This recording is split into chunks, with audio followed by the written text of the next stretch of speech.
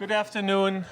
Before we get going, I just want to make a few quick announcements. First one, this is our new sign-in policy. So right after the lecture, the sign-up sheets will be here for all E98, E198, and E298 students. You should reserve the right to change that at any time to keep it always a surprise. Okay, that's right. Make sure it won't be boring. The other important announcement, we talked about this a few weeks back, the CET Venture Lab event is coming up. In fact, the deadline for applying is December 27th. If that's September 27th. And there's going to be a very quick turnaround. So on October 1, teams will present. And after that, we will know basically the teams that will be in the Venture Lab class, if you like, for this year. And obviously, there's prize money that comes with it.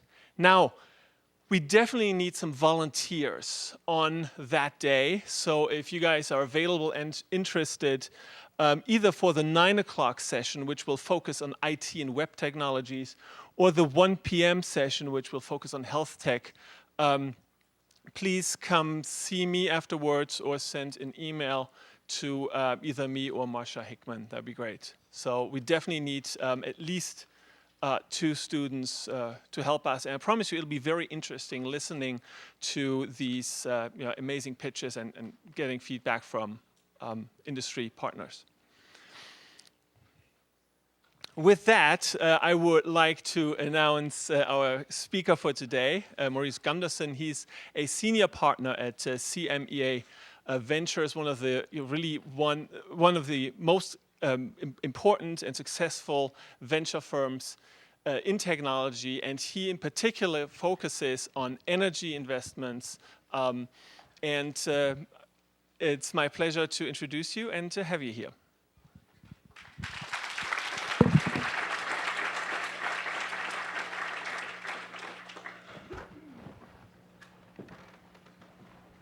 Thank you. Thank you, Burkhard, and also ICLOC. I really appreciate the invitation. It's an honor to be here. Thanks very much. I'd like to cover 4 or 5 different points today. First of all, I'll tell you what my view of the opportunity set in the energy sector is, at least as far as venture capital fundable and funded opportunities. I'll talk about the venture capital industry, how it's structured, and how that relates to the kind of deals we can and cannot do. Because I believe I asked ICLOC that if most of you would know how VC funds are structured, and I think the answer is no, unless, can I see a show of hands? Who knows how VC limited partnerships are structured? Okay. You please correct me if I make any mistakes. And then I'll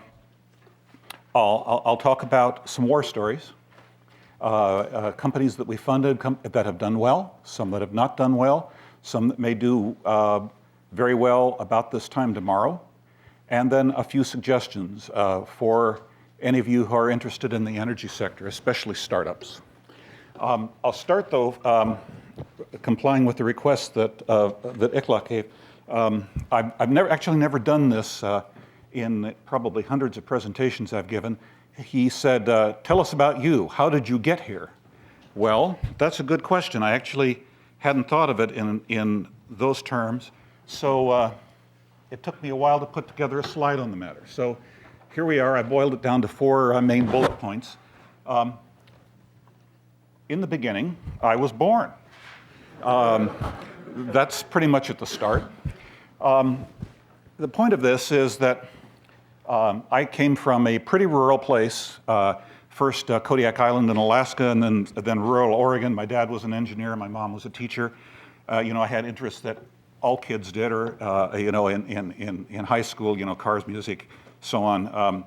Aviation, craftsmanship, mathematics, and above all, the time that I was growing up was on a oval black and white screen, projects Mercury, Gemini, and Apollo.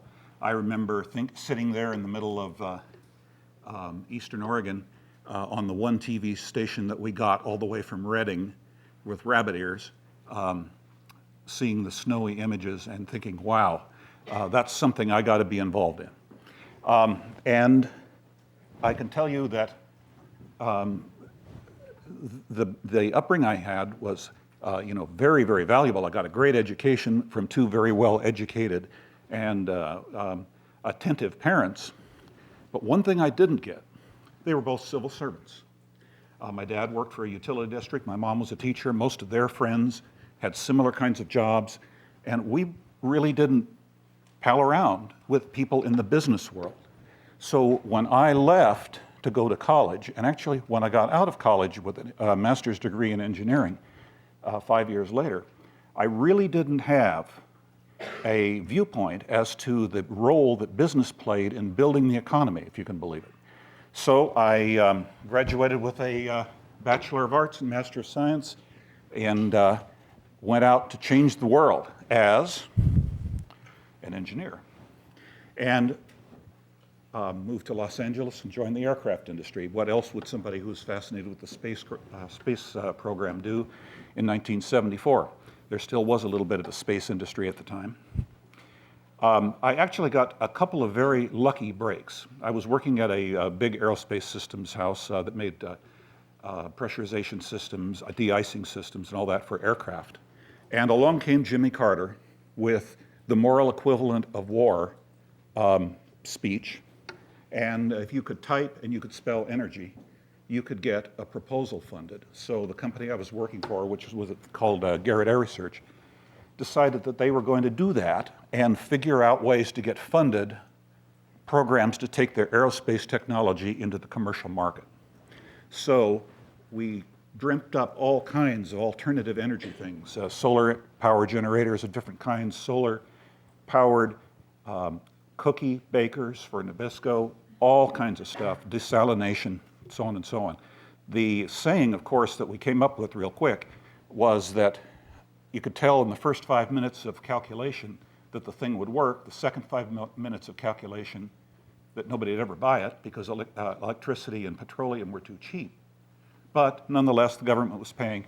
And so that's where I really got an education, if you will, in the potential and the history of alternative energy. I also worked in a company that made some oil well service equipment. The other lucky break I got in that whole engineering career was I happened to work for 3 companies in a row, the aircraft one, another, and then 2 others, that had just come out of what I would call their entrepreneurial phase, and they hadn't, where the founders had been heavily involved in the business. And they hadn't yet moved into the bureaucratic phase where all of that was forgotten, but the trend was that way. And so, for the first time in my life, I could see, just connecting the dots related to the actions of people around me, entrepreneurs really did this. Individual people fought this up and created these companies. The aircraft company that I worked for was the 10th largest employer on the West Coast at the time. This was a big deal, and was started by one guy. So, I realized that, and then I realized that this sure is fun, but the pay sure is lousy. I see the people that started companies, the people in management and so on, making a lot more money than me. And so with no more analysis than that, I applied to business school. Now, I don't think at the time I even knew anybody who had an MBA. Or if they did, they never talked about it. But it seemed like a good idea at the time, so I kind of ended that engineering career after 11 years, going off to get an MBA across the other side of the bay at Stanford. And so then, of course, I went out to change the world again, this time as an entrepreneur. So started a bunch of companies, a total of 9. Apartment management companies, real estate development. If you have apartment buildings and you find out that people steal the light bulbs, and that leads you to invent vandal-resistant light fixtures and so on and so on and so on. And I also bought a little company that was about out of business in the aircraft and automotive test business, grew that. sold it to British Aerospace. And the education I got in that was, first of all, I found out that the engineering part of any job was the easy part. Everything else was the really hard part, especially cash management. So I say, this is where I got a kind of a loosely organized, without a syllabus, PhD in cash management, and realized that I could help other people start companies too. So in 1992, I get up, once again, out to change the world, this time as a venture capitalist. Having realized that energy was boring for a long, long time, going all the way back to the days at Garrett Air Research where I'd worked on Carter administration-funded programs, and now it's cool. And let's put that to work. And of course, now I knew that entrepreneurs really create the future, so I was one of the founders of another venture capital firm called Nth Power. I was there for 14 years, took a year off, got really bored, and joined CMEA, which is the firm I'm at now. So I've invested in about 30 energy companies, and every single day from every single entrepreneur, you get an education. I had 3 pitches today, and I'll tell you, it's impossible to get bored in this job. It just can't be done. Even the wacky ones are fascinating people. So that brings us from the beginning to today. Now on with the real subject. Did that cover it, Iklok? Okay. All right. So a very quick commercial for my company, CMEA Capital. It's been around about 20 years, $1.2 billion under management and 7 funds. We have 3 practice areas: life science, information, and energy and materials. I'm in the energy and materials group.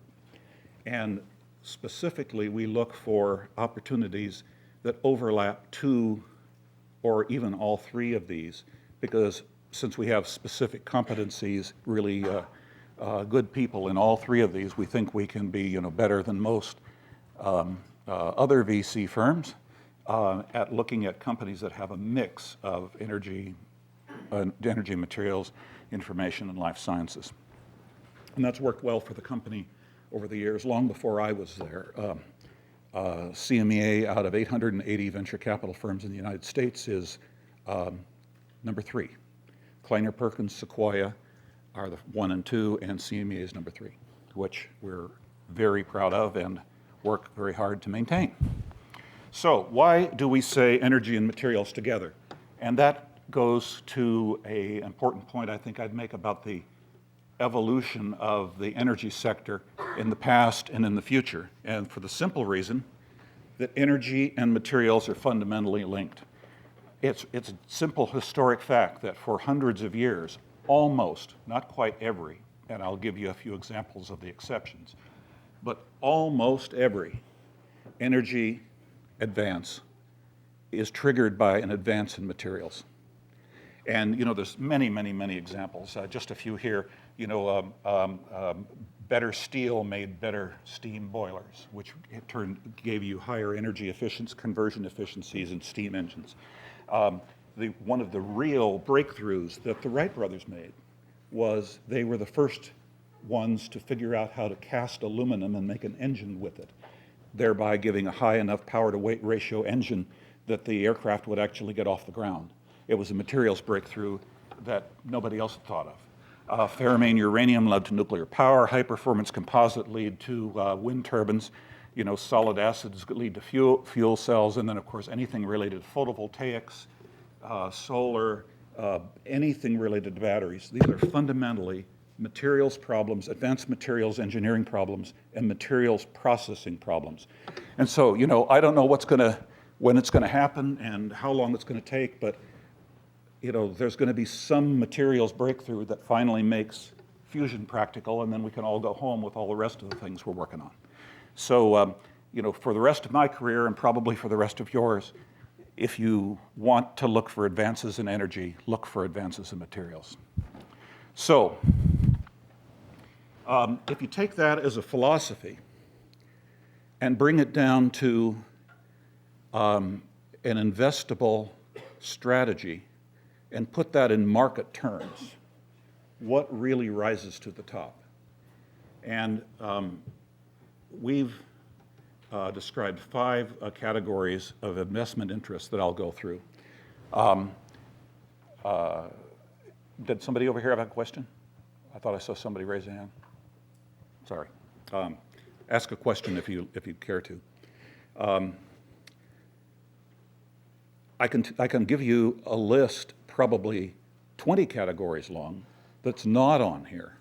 A lot of the things that you might guess would be on here, we've explicitly excluded for a variety of investment-related reasons.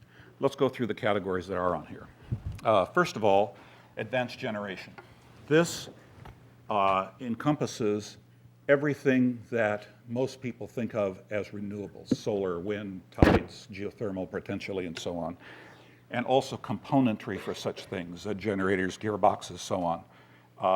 Advanced nuclear power is becoming very promising. So we have here some examples of companies that we've invested in.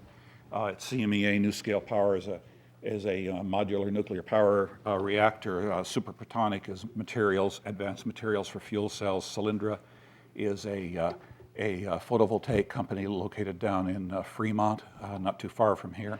Danatech is a high-efficiency permanent magnet generator system for wind turbines. What is the common thread that goes through here? And that's cost.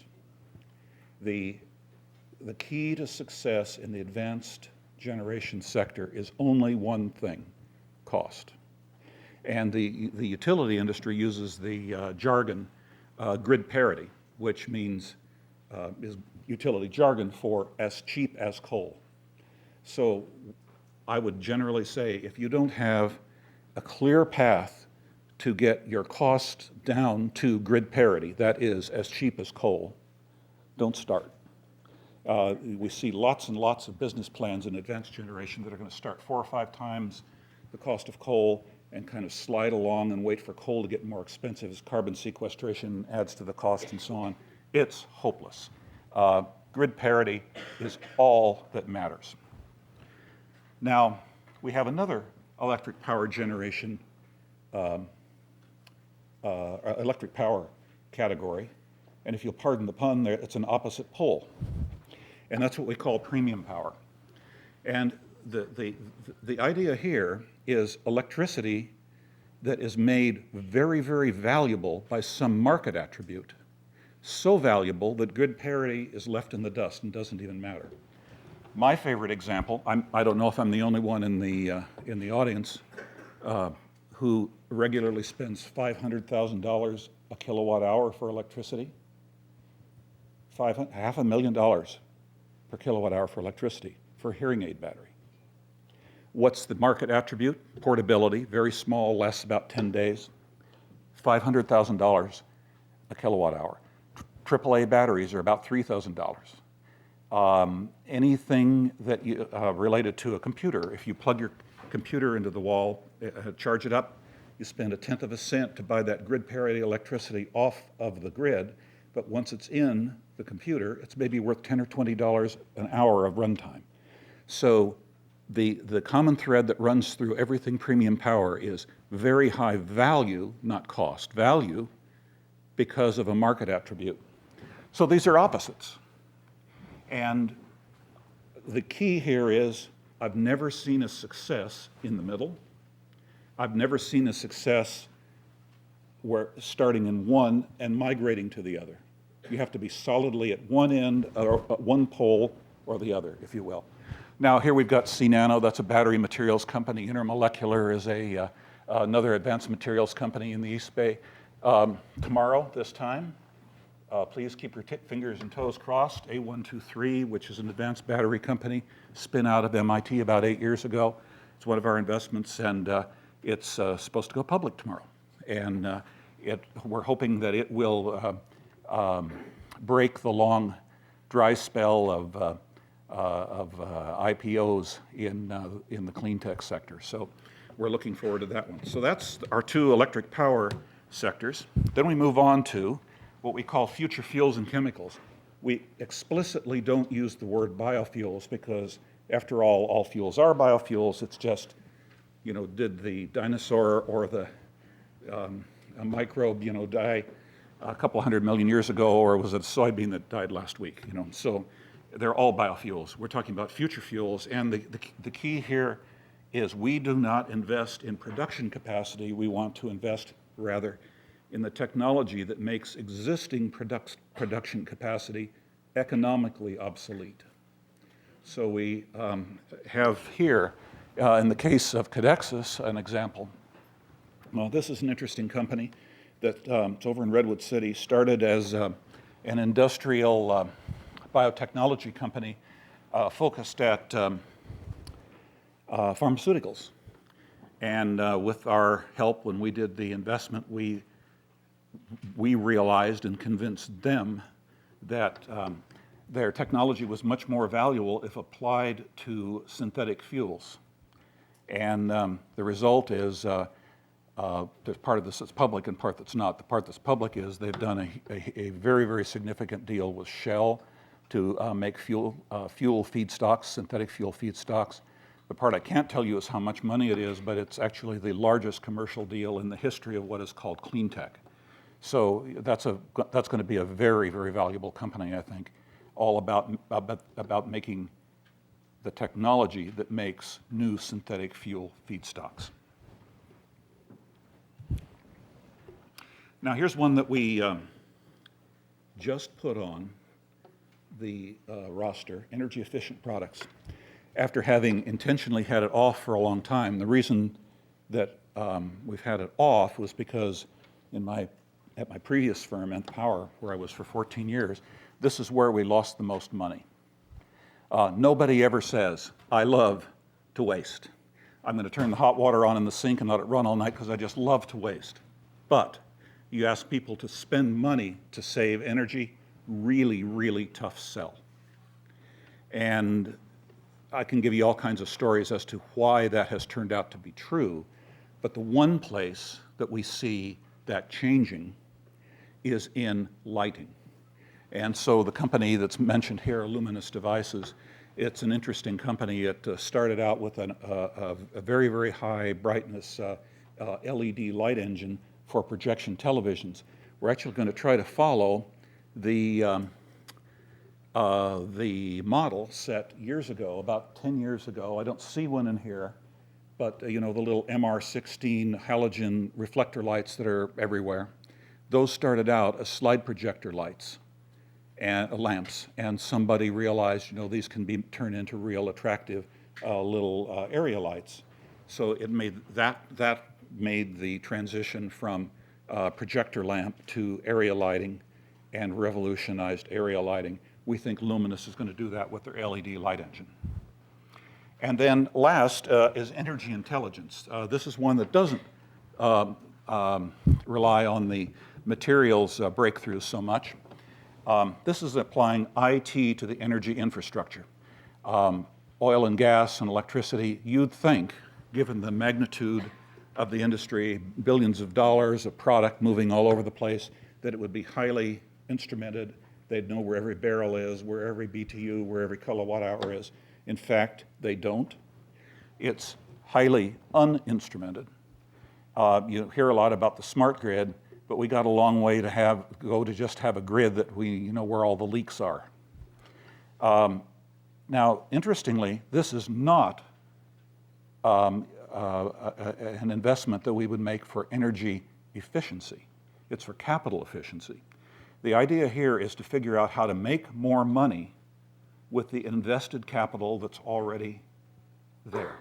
In other words, take the grid, the copper wires that are already strung, and figure out how to push more power through them. That's capital efficiency, not energy efficiency. So that's our 5 categories. There's a lot that are not on here. Here we've looked at a lot of water deals. Can't see a way to make money. Hydrogen and EV are of course, are fevers that the public have caught. Can't see a way to make money. And so this is what we do for a living. This is what we do.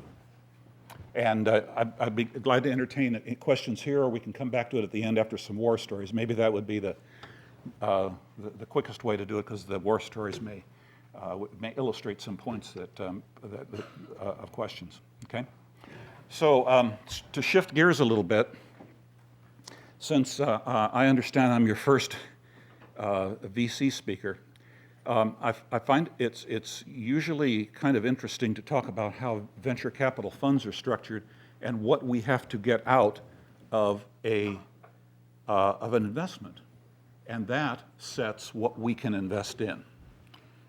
And it's all about timing.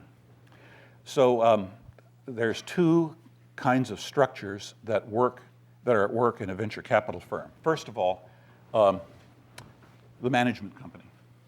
You know, I work for CMEA Capital Incorporated. It has an infinite life. You know, that's one of the advantages of having a corporate structure, infinite life. It outlives people, right? And, you know, that buys the airplane tickets and rents the offices and, you know, all that kind of thing. The funds, however, which actually do the investments, are set up for a variety of tax and legal reasons as limited partnerships. And one of the main characteristics of a limited partnership is that it has a predefined finite life. And so that says an investment you're going to do has to be made and wrapped up and sold and the money returned to your investors within that life. And of course, our job is to take money from our investors, make it bigger, and give it back. We have to give it back. So the timing graph looks kind of like this. You know, the management company here lives on forever, but a fund has a finite life, and the standard in the venture capital industry, for no particular other reason other than it's a standard, is 10 years. So you start out at the beginning, you close the fund, you raise the money, you find the little companies, you work real hard, you raise them up till they're bigger, you get rid of them, like A123 tomorrow, it's going to go public, and then we give the money back to our LPs, wrap up the paperwork, in 10 years it's done. So you have, and we're on Fund 7. So Fund 1, you know, was overlapped a little bit with Fund 2, Fund 3, and they stair-step off into the future.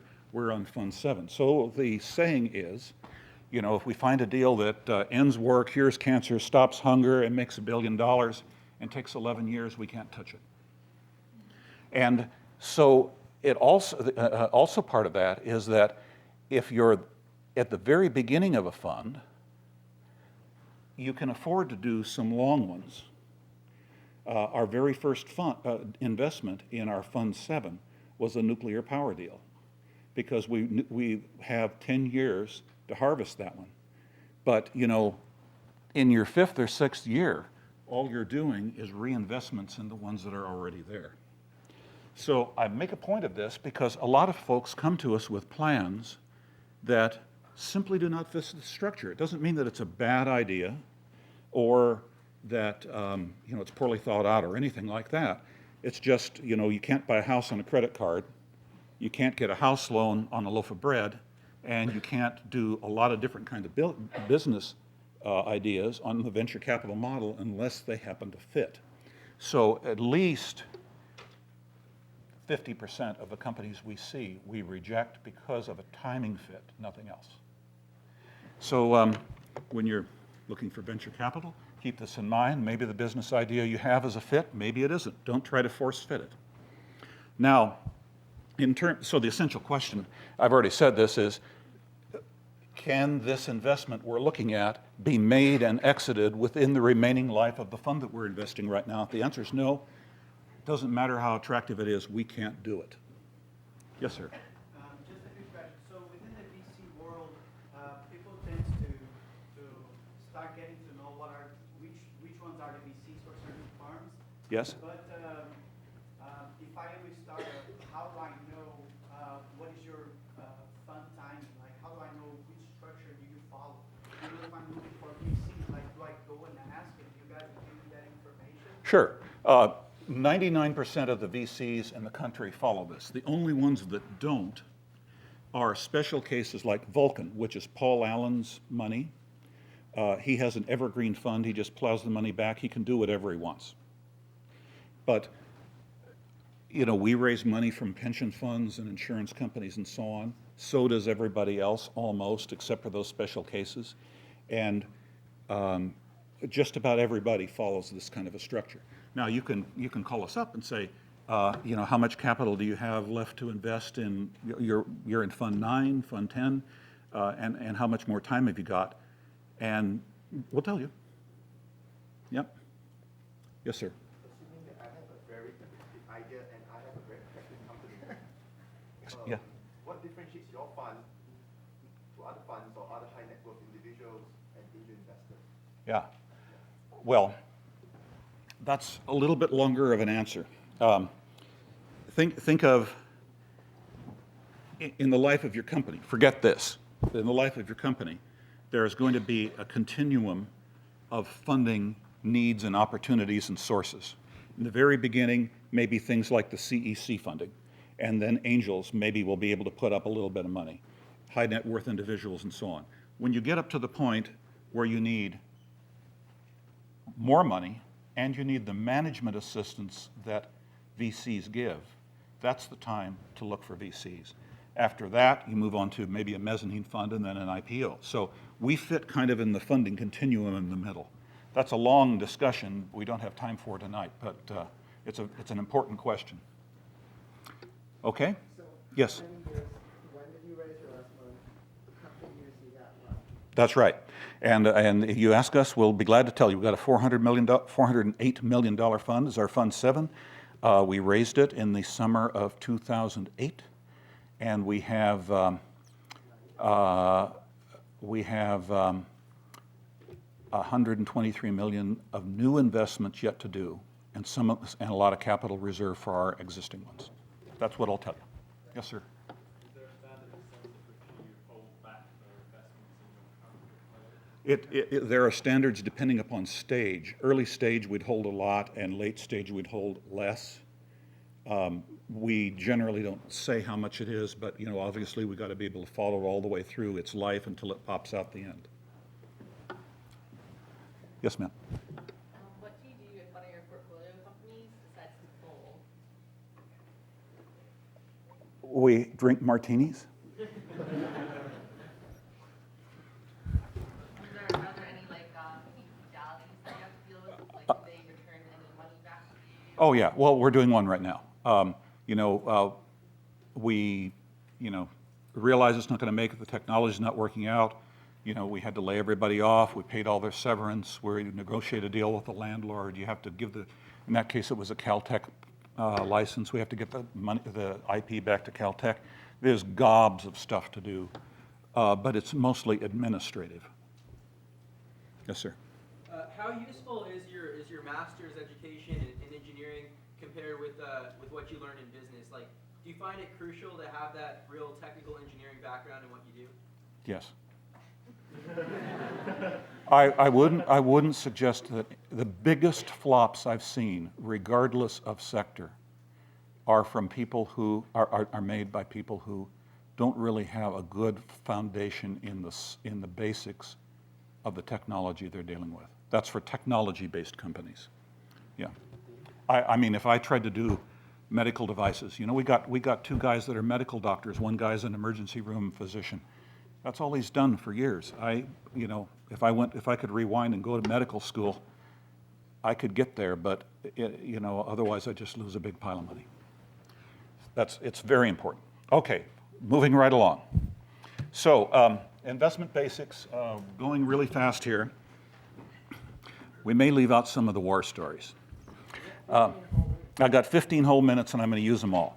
All right, so investment basics, very, very simple stuff. This is not rocket science at all, but you would be surprised how many times a business plan comes into us and one or more of these is just plain missing.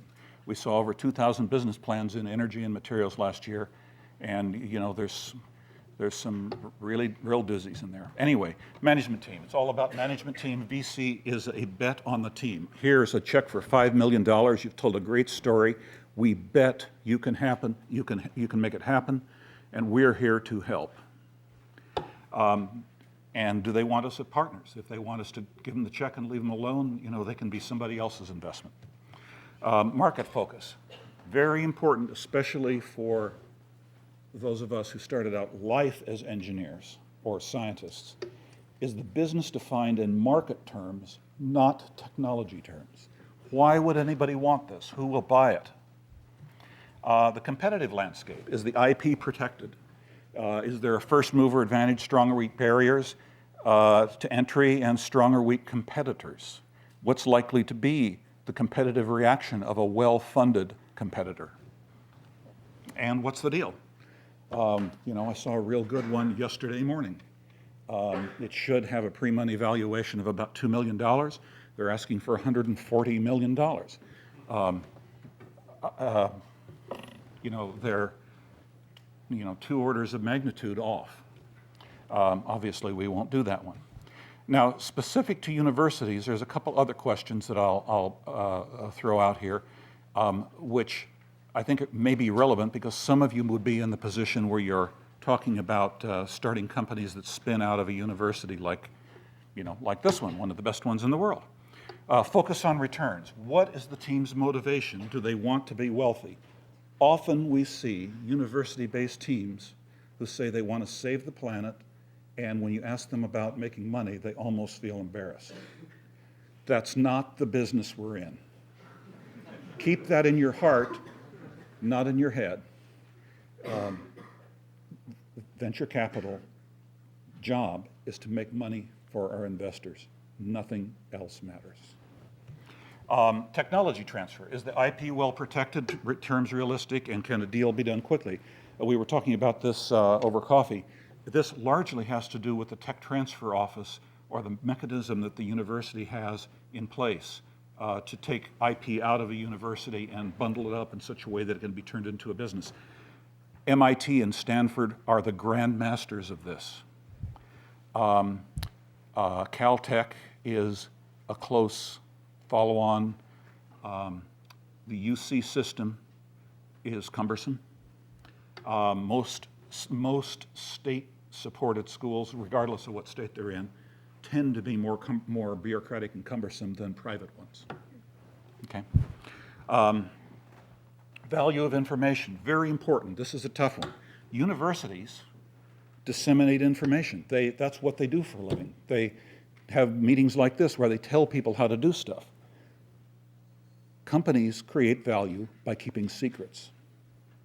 And one of the hardest transitions and one of the least successful, generally speaking, transitions is to have someone that's come out of an academic background and try to start a company and have to make that change. We just had a professor we had to let go. He was the founder of the company, but he keeps going to conferences and telling all the secrets. And step on the gas. Universities are paced by the calendar. Every week you come to this class, and the term is over, and no matter how hard, if you're doing an MBA or engineering or science or so on, you're working like really, really, really hard, but you're not going to try to get it done in half a term rather than a term. Success comes in a startup by beating the calendar, not matching it. And then push the reject button if the management team is all scientists or engineers with no prior successes, or if they ask for a non-disclosure agreement. It's usually a dead giveaway that they don't trust outsiders and they're focused on the wrong things. Market focus. The market is so huge, we only need X% market share and we'll be successful. That's very, very superficial analysis of a market. One party pays, another party benefits. Are we asking the person that buys a product or a service to write the check, but society at large or another person benefits? Tough sell. Competitive landscape. We have no competitors. Who wants to be in a business with no competitors? It means there's probably no profit there. Nobody else can figure this out. If there is a good market opportunity, there are billions of dollars and thousands of smart people looking to figure it out. And what's the deal? We see concerns about voting and board control and no discussion of exit plans. So those are kind of the rejects. And I can elaborate, but we don't have time. Okay, on to a couple of war stories which illustrate some of these points. And we are short on time, so I'm going to go fast, and I'll be glad to talk about these afterwards. An engine control systems company. internal combustion engines are getting very good, very fast, very clean. And here's one out of a U.S. university, but the team just is not motivated to make money, and they think it's not fair to make money, and it's just not going to go anywhere. That one's going to stay in the university. Fuel cell materials company, this is the one I mentioned at Caltech. We just pulled the plug on this one. The technology simply didn't work. After 4 years of work and about $20 million invested, it didn't work. Sometimes you win, sometimes you lose. Here's a carbon nanotube company. This is another university spin out. This one happens to be in China, and the advantages here are very, very low cost manufacture of multi-wall carbon nanotubes, which are a basic material for lots of different things, including battery electrodes. And a battery company, this is another one, another Caltech spin out, excellent technology and IP. The founder, being a professor, was one of the inventors of the lithium-ion battery. Being a professor, he published his results, and somebody at Sony read it and understood it and ran with it, and he didn't make any money, and he's not going to let that happen again. This one is a huge market, and it's really easy to hire the right people. You can hire the best people in the world. We got it for the CEO of this one, a fellow who's 30 years CEO at Energizer. Nuclear power company, excellent technology and IP, unique in a lot of ways, and just because it's nuclear, it's been hard to raise money. This is going to be a success, but this has been a tooth-pulling exercise. Solar photovoltaics company, excellent technology and IP. It has the best and the worst of Silicon Valley. By that I mean faith that technology will win in a commodity marketplace. The commodity is grid parity electricity. And it doesn't matter if it's thin film or fat film or whatever kind of film. If it's not cheap, it won't sell. Engine management systems company. This is an interesting company in England. It's a spin-out of Lotus Cars. This is interesting for a variety of reasons. General Motors, or Colin Chapman, Formula One racing designer, started Lotus many years ago. General Motors bought it, ruined it. Then Proton, an Indonesian car or a Malaysian car company, bought it and ruined it worse. And that means that from this center of engineering excellence for everything automotive, there's our huge amount of spin-outs, and this happens to be one. It's literally walking distance from Lotus Cars in England, and it's a startup with a lot of, a management team with a really good success behind them. And an industrial biotech company. I already told you about this. This is the Codexis one. Okay, that was pretty quick. So, two suggestions if you want to play in this sector. First of all, you have the opportunity that I once had, but I had no idea I had it. That is, if you think in terms of the power industry and you make a little avatar or an icon or something that represents the industry, power, wires, that goes together. You recognize that. Oil and gas, same thing. And then you start adding a few other things here, like forestry, information technology, marine resources, pharmaceutical, biotech, and agriculture. Here we are at a university, one of the best in the world. You have most of these things here in curriculum one way or another, in engineering or science or policy. The real future of energy is going to be, in the next 10 or 20 years, the merging of all these things, the erasing of boundaries. When decades ago when we used slide rules at Oregon State, they had a great engineering school, they had a great agricultural school, but once you get past English comp, those groups of people don't even mix. They listen to different music and they dress differently.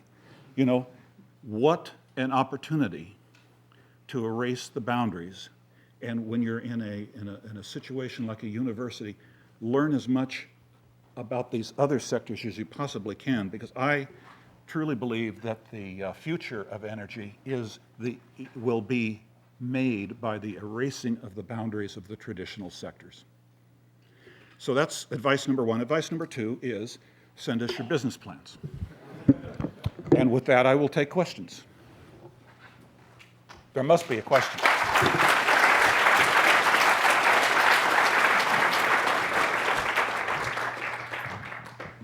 4 minutes. Can you give an example of companies that you invested in that represented integration of those fields that you just mentioned? Well, sure. Let's see. There we go. Anything related to solar photovoltaics is a melding of infotechnology in the power industry. Anything related to future fuels is agriculture, forestry, marine resources, and oil and gas. But you know, see what I'm trying to say? If you study one of those things, or mechanical engineering, or physics, or whatever, our educational system sets us up to come out of a place like this with a box drawn around it, ourselves. And the point I'm trying to make is, here in a place like this, you have the opportunity at virtually no cost to at least make those boundaries fuzzier. Yes, sir? So yeah, expanding on that, how do you balance the trade-off between specializing in something and expanding your knowledge? Like, I'm sure we'd all love to dabble in every major here, but I mean, we got to fulfill our major requirements, you know? So like, how do you kind of balance that? That's a difficult question, and I'm not sure I have the answer. But, you know, surely, well, I don't know, do we have an ag department here? Or Davis does? You know, Davis does, okay. You know, so, you know, I would argue, folks, if you're in mechanical engineering taking fuels and lubes, you know, like almost every mechanical engineer does, why not take an agricultural economics course too? You know, the point I'm trying to make is perhaps no more profound than that. I know you can't do a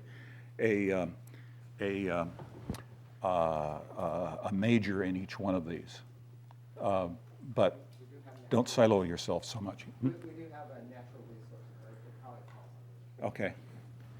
Yes, sir? What characteristics do you need to have to be a successful VC? You have to have, what characteristics you have to be a successful VC. I get asked that all the time, and I will repeat the answer that I got from Arthur Rock, one of the founders of the VC industry, among other things, invested in Apple. When I was sitting in an audience just like this at the Stanford Business School in 1983, and you know, we're all sitting there on the edge of our chairs waiting for his answer, and he says, well, go out and join a couple of startups, have a couple of successes and have a couple of failures, and in 10 or 12 years, come see me. Because it's all about betting on a team that they can do it and rejecting the ones that can't. How can you do that if you've never done it? That's one answer. It's not the only answer, but I think it's one of the most valuable ones. And over all these years, he's turned out to be right. Yes. Any more? Yes, sir? You focus a lot about teams. You spend a lot of time in your day dealing with organizational issues or engineering issues or finance issues. I'm just trying to figure out how your day is split up. Well, you saw up here in the Citrus building, there's the Floyd Kavama atrium. Okay. He was a VC, he's retired now. Yeah. He was a VC at Kleiner Perkins. I asked him that question once, 20 years ago. He says, VC's easy. You always ask two questions in the following order. You go into a board meeting and the first question you ask is, do we need a new CEO? Now you hope the answer is no, but if it's yes, act quickly because these things never get better with time. Now, if the answer was no, which is what you hoped, then you say, all right, the second question is, between now and the next board meeting, bounded only by ethics and law, what can I do to help? And it can be engineering or personnel or financing or whatever. It's different every day. Yes? Have you ever had a situation where you have a good investment in a fund and you have to close the fund? Do you ever purchase it with the next fund?